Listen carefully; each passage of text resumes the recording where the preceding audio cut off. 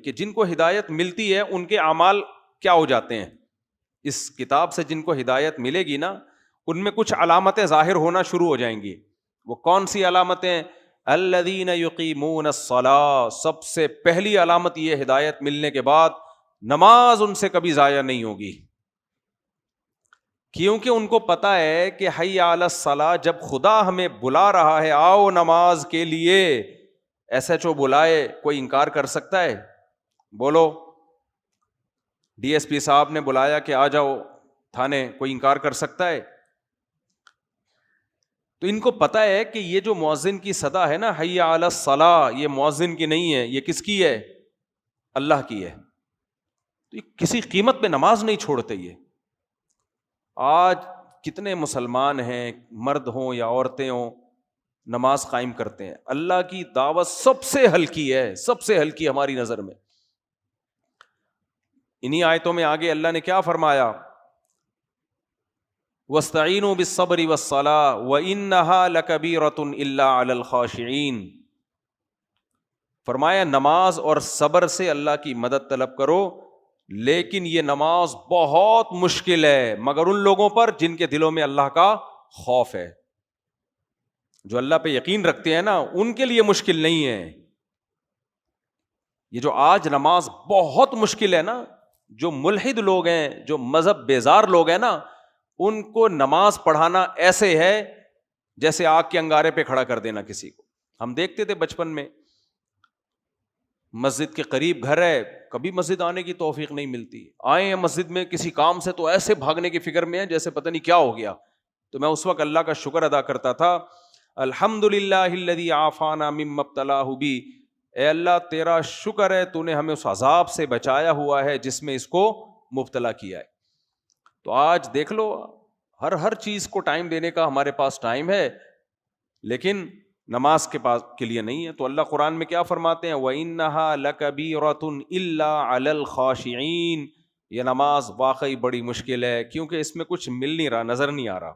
نماز پڑھ کے نہ پیسے ملتے ہیں, نہ کوئی آپ کے کوئی ترقی ہو جاتی ہے, نہ کوئی صحت پہ فوری طور پہ کوئی اثر پڑتا ہے, کچھ بھی نہیں ہے. اس لیے دنیا میں جو لبرل لوگ ہیں نا, جو مذہب بیزار لوگ ہیں, ان کے لیے معاذ اللہ سب سے فضول کام نماز ہے. وہ کہتے ہیں ٹائم ویسٹنگ ہے یہ. ہم نے دیکھا بعض دفعہ جماعت ہو رہی ہوتی ہے, پیچھے بیٹھے ہوئے ہوتے ہیں دفتروں میں, کہیں اسٹیشن پہ یا کہیں ایئرپورٹ پہ نا جماعت ہو رہی ہے, وہ کہتے چھوڑو یار یہ مولویوں کا کام ہے, کرنے دو ان کو. تو اس لیے اللہ نے کہا کہ جن کو اس کتاب سے ہدایت ملے گی نا ان کے دل میں سب سے پہلے کس چیز کی قدر بیٹھے گی؟ نماز کی. الذین یظنون انہم ملاقو ربہم. انہی آیتوں میں سورہ بقرہ میں آیا کہ یہ وہ لوگ ہیں جن کو پتا ہے کہ ہم نے اپنے رب سے ملنا ہے. وانہم الیہ راجعون. اور لوٹ کر ہم نے کہاں جانا ہے؟ اللہ کے پاس. تو جس کو یقین ہے کہ میں نے اللہ کو منہ دکھانا ہے, اس کی نظر میں نماز کی بڑی ویلیو ہوگی. اور جس کو یقین ہی نہیں ہے کہ اللہ کو میں نے منہ دکھانا ہے, اس کی نظر میں سب سے بورنگ کام کون سا ہوگا؟ نماز. وہ دکان کو ٹائم دے دے گا, نماز کے لیے ٹائم نہیں نکالے گا وہ. تو اس لیے اللہ نے سب سے پہلی علامت بیان کی ہے جن کو ہدایت ملے گی. وہ کون لوگ ہیں؟ الذین یؤمنون بالغیب ویقیمون الصلاۃ. جو اللہ کے بتانے سے غیب پر ایمان لے کر آتے ہیں, اور اس غیب پر ایمان کا سب سے پہلا اثر کیا ہوتا ہے؟ نماز کو قائم کرتے ہیں. سب سے پہلا اثر یہ ہوتا ہے. غیب کا تذکرہ اللہ نے کیوں کیا؟ دیکھو غیب کی دو قسمیں ہوتی ہیں. غیب کہتے ہیں جو ہمارے حواس خمسہ سے ٹریس نہ ہو سکے, جو ہمارے حواس خمسہ سے ٹریس نہ ہو سکے, نظر نہ آئے ہمیں. تو غیب پر اگر کوئی دلیل قائم ہو تو ایمان لایا جاتا ہے, دلیل قائم نہ ہو تو اس پر ایمان لانا توہم پرستی ہے. تو اللہ اگر کہہ دے کہ ایسا ہے تو اس کو مان لینا ضروری ہے. اللہ نے کہہ دیا موت کے بعد زندگی ہے اور اس پہ دلائل قائم کر دیے. اب بھی اگر کوئی ضدی ہٹ دھرم کہتا ہے کہ نہیں یہ ممکن نہیں ہے, تو وہ کس سے مقابلہ کر رہا ہے؟ اللہ سے. اللہ نے کہہ دیا کہ آخرت میں اعمال کا حساب ہوگا, نیک لوگوں کو جنت ملے گی اور برے لوگوں کو آگ میں ڈالوں گا میں. تو عقل مند اللہ کی بات پر یقین کر لیتے ہیں. یہ جو جنت اور جہنم ہے نا, یہ صرف قرآن میں نہیں ہے, تورات میں بھی, انجیل میں بھی. جتنی آسمانی کتابیں ہیں آخرت کا نقشہ سب میں سیم ہے، حالانکہ اتنی تحریفات ہوئی ہیں ان میں، لیکن جنت اور جہنم کو وہ اپنی کتابوں سے نہیں نکال سکے. تو اس لیے جنت بھی ایک حقیقت اور جہنم بھی ایک حقیقت. تو اللہ فرماتے ہیں غیب پر ایمان لاتے ہیں یعنی ہمارے کہنے سے، اور اس کا سب سے پہلا اثر ہوتا ہے نماز قائم کرتے ہیں. وَمِمَّا رَزَقْنَاهُمْ يُنْفِقُونَ، دوسرا اثر ان کی زندگیوں میں یہ آتا ہے کہ جو رزق ہم نے ان کو دیا ہے اس رزق میں سے اللہ کی خاطر خرچ کرتے رہتے ہیں. دو قسم کی عبادتیں غیب پر ایمان لانے والے کرتے ہیں. ایک بدنی عبادت جس کو کیا کہا جاتا ہے، بولو، نماز. دوسری مالی عبادت. جو دنیا پرست آدمی ہے وہ مال پر سانپ بن کے بیٹھ جاتا ہے. آپ دیکھ لیں جو مادہ پرست لوگ ہیں نا، ایک ایک پائی کے لیے، ایک ایک پائی. یہ جو آپ سنتے ہیں نا غیر مسلم لوگ نے اپنی ساری جائیداد فلانے کو دے دی، یہ مرنے کے بعد دے رہے ہوتے ہیں، یہ کہ مرنے کے بعد یہ اس کو دے دینا، اس کو دے دینا فلانے کو. ورنہ میں نے کچھ ہوتے ہیں بہت تھوڑی مقدار میں نے تو ملیشیا میں وہ قبرستان دیکھا ہے جہاں غیر مسلم لوگوں کی قبریں، جس میں انہوں نے وصیت کی ہوئی ہے کہ ہمیں ہمارے مال سمیت قبر میں دفن کرنا، اور کیا جاتا ہے ان کو.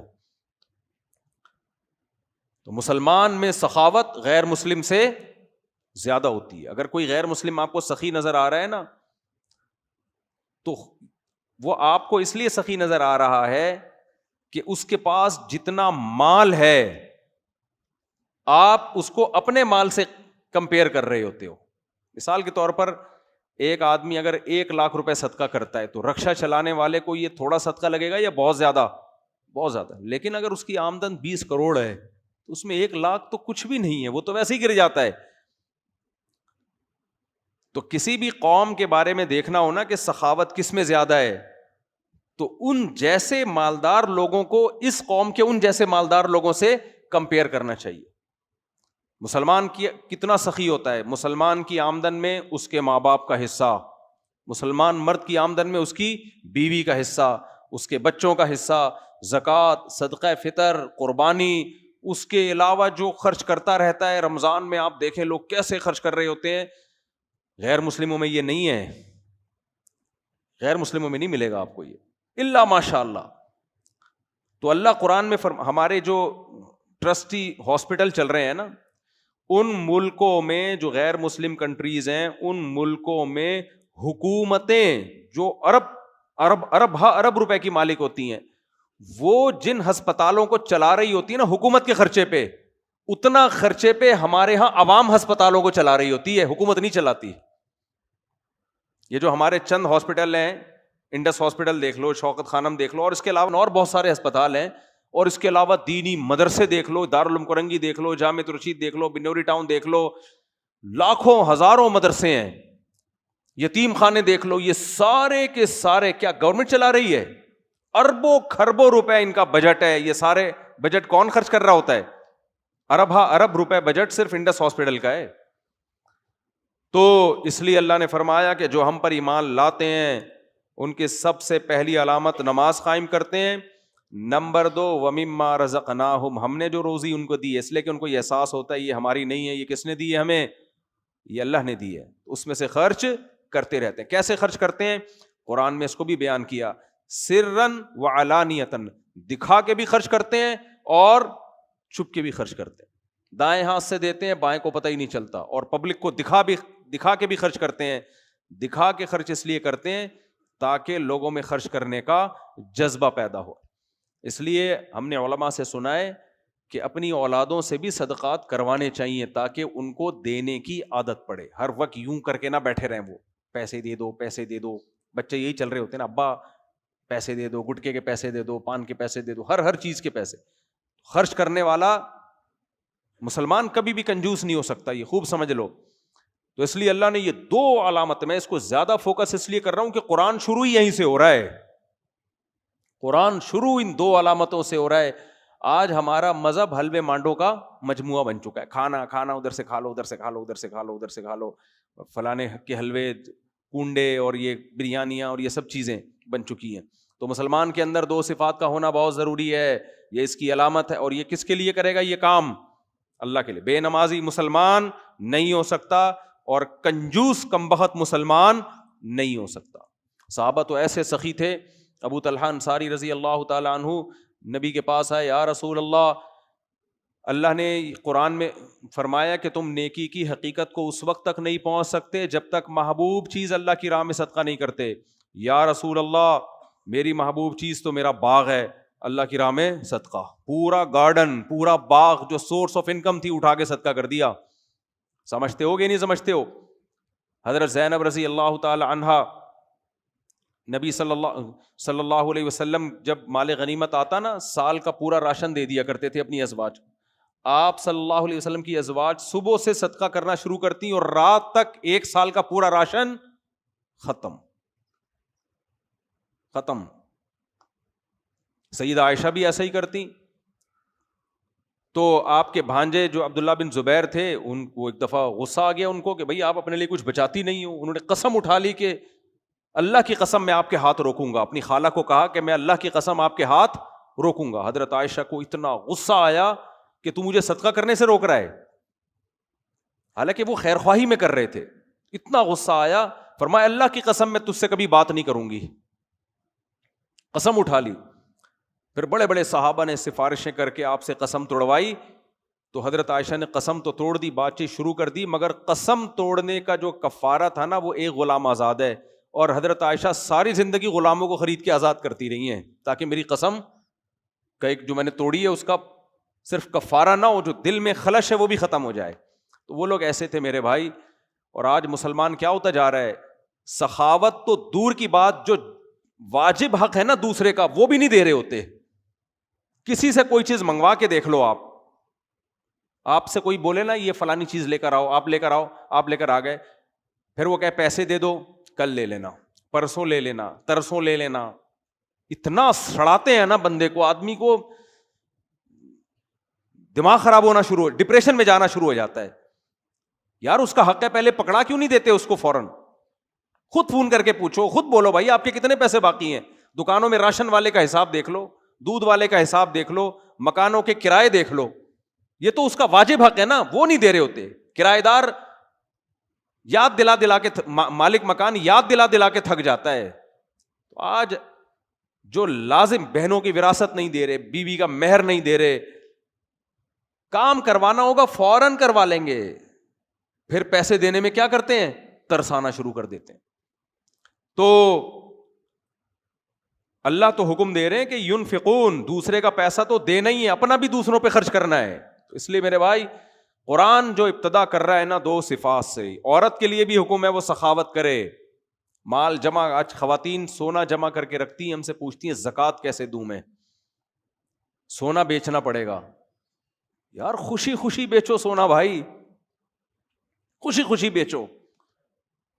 جان نکل رہی ہے اس سونے میں, اٹکی ہوئی ہے جان. اس لیے دنیا کو جب تک مسافر خانہ نہیں سمجھو گے نا, بات کھوپڑی میں آئے گی نہیں.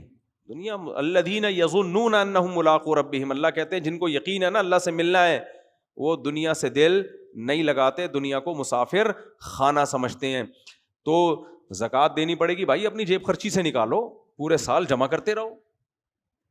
خواتین نے نا اپنے شوہروں کے ذمہ لگایا ہوا ہمارے سونے کی زکوٰۃ آپ دیں, وہ بیچارہ دے دیتا ہے, ہو جاتی ہے زکوٰۃ. لیکن آپ بولو نہیں, میری زکوٰۃ کون دے گی, میں خود دوں گی. کون دے گا میری زکوٰۃ, میں خود دوں گی, میں قربانی دوں گی اللہ کی راہ میں خرچ کرنے کی. تو یہ عورت کو بھی سخی ہونا چاہیے اور مرد کو بھی سخی ہونا چاہیے. تو یہ 2 صفات اللہ نے بیان کی ہیں. آگے اللہ فرماتے ہیں اولئک علی ھدی من ربہم, یہ لوگ ہیں جن کے اندر یہ 2 بنیادی صفات ہوں گی, اپنے رب کی طرف سے ہدایت پر ہیں. واولئک ھم المفلحون, یہی لوگ کامیاب ہیں.